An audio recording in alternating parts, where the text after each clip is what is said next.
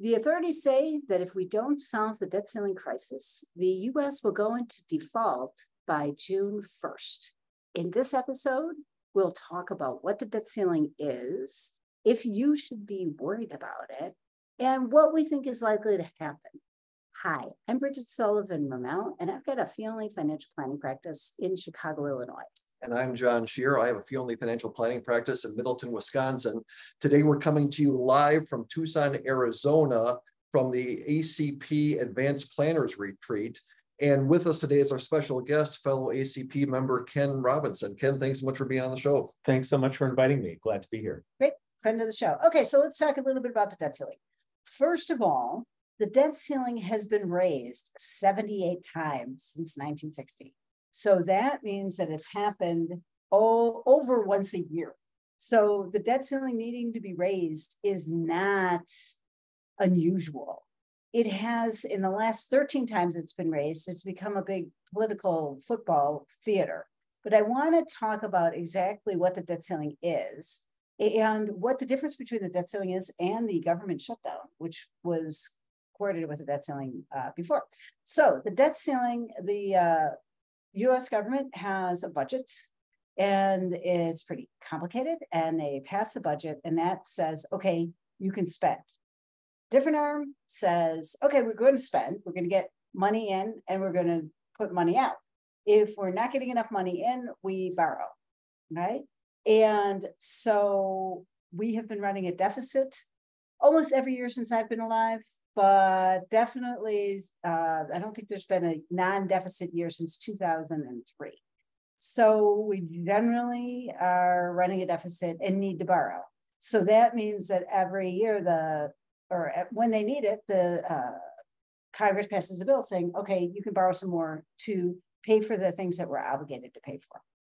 So so the budget is really not in question now. So sometimes there's in the past there's been government shutdowns, and that's when they're wrangling over the budget.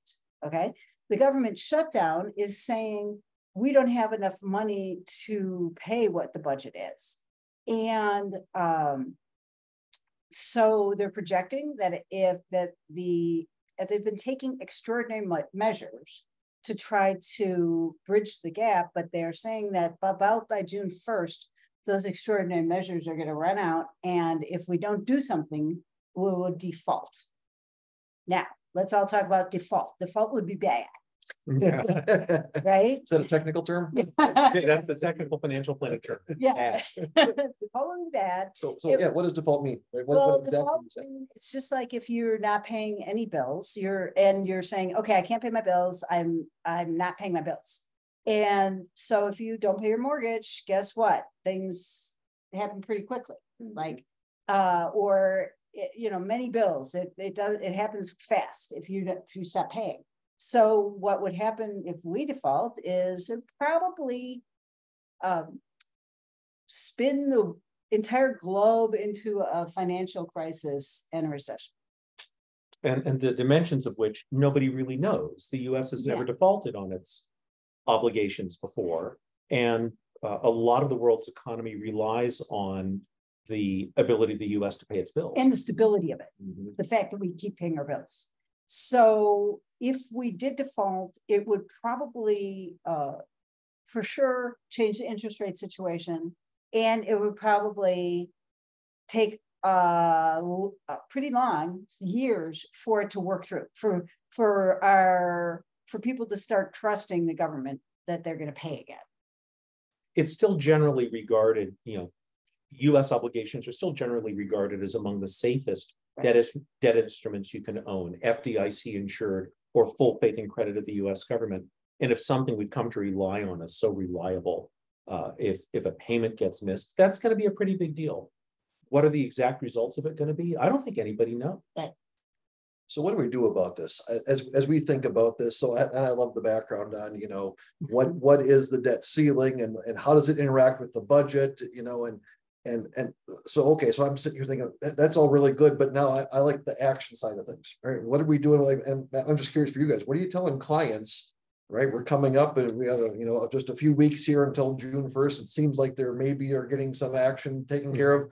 what do we do about it? Should we be afraid? Right. I guess that's one question I hear. And then what do we do about this? What I'm just curious, Ken, what are you saying to folks? Well, I point out, as you did, Bridget, that we've been down this road so many times before. That was interesting. And that we've never had a default. I don't think we're going to have a default this time because it's mostly about politics. Mm-hmm. It's mostly about an ability for each side to try to make itself look good, or maybe to make the other side, whatever they define that to be, to make them look bad. And trying to second guess what's going to happen in politics is rarely a good way to decide what to do next with your money, because the terrible things we anticipate almost never come true. And the reason we anticipate terrible things is that, this crisis is also good for the news media. But the news media's job isn't to help us make better financial decisions. It's to sell advertising. And if they're going to sell advertising, a good way to do that is to run scary stories. Mm-hmm. So we have to recognize that those are not meant to be our guides, and that the benefit is not to create an actual default, but there's the benefit to the politicians to have a crisis where they can eventually take credit for solving it. So it sounds a little cynical, but You're cynical. I think healthy skepticism is reasonable. Right. And I think the thing to do is not attach too much, to this as though it's the end of the world, because I don't think it's likely to be. Yeah. I think we're likely to have a negotiated resolution like we have so many times before. The other 78 times. Yeah. John, what do you tell clients? Yeah, it's largely the same thing that you had said, Ken, about and interesting that I know we've been down this before. I hadn't realized 78 times. So it's more than once a year, right? Yeah. But yet it feels new, and we've approached this level, several times in the recent past. But yet it always feels new, and when things are new, they're scary. And there's that tendency to, what do I do about this? As I look at it, I explain it to people that I don't think that both sides are in this standoff, and there likely is some resolution. If for some crazy reason there isn't, what do you do about that in advance? I mean, we literally have no idea. I don't know. Is it financial Armageddon? Is gold even going to be worth anything? You just don't know what this is. And so you can plan, you can make some, do some things, and you go, number one, it's very, very unlikely to happen. Right. And number two, we don't even know what the right answer is to do if it were to happen. And one of my examples I use with clients quite often is, I can't remember exactly when this was. I think it was about 2011, but sometime in the last decade or 15 years, where we sort of approached this spot where things were looking kind of shaky with paying off our debt. And one of the rating agencies, S&P 500 or Moody's, or one that rates bonds, instead of being the best classification, AAA, I remember it was on a Friday because I was playing in a golf outing, and the news came out after the market closed that now the U.S. bond rating was AA+, or whatever the next number down was, right? And so I thought, holy cow, Monday is going to be a pretty exciting day in the market. I've been ready to go with questions. And what happened the next day in the market was money poured out of treasuries. Money poured out of the S&P 500 and into treasuries, which we said on Friday weren't as safe as we thought they were. Right. And so the answer was to take money out of stocks, which were ostensibly doing just fine, and put it in. Can you imagine having your bank, pick your bank, and you say, hey, Bridget, I think that your bank, maybe you're not going to get your money out. We're not so sure of the security of it. And your answer is, great. Why don't I take my investments and put more in the bank? That's literally what happened. And so, and of course, everything worked itself out. But when I look at that and think, if I knew what was going to happen, the wrong decision gets made on these things. So you go, how do you even know what to do if there is anything, which I don't think there really is. Right. So, so for me, what I tell people is, okay, so first of all, this is something you don't control. So you have no control over this. There's many other things that you do control. You control your spending, for instance. You control where you have your money. Okay. So realize that it's in that category, something that I don't control. It's totally exogenous, endogenous. I always forget. There's one. Okay, so you don't control it, but then also think, how worried am I really about this? Is this keeping me up at night? That would be extremely worried. Is it just is it getting to me? And if it's getting to you, then my suggestion is go on a media diet. You'll find out if it happens. Don't worry. Like I've gone on media diets before and I find out what's happening.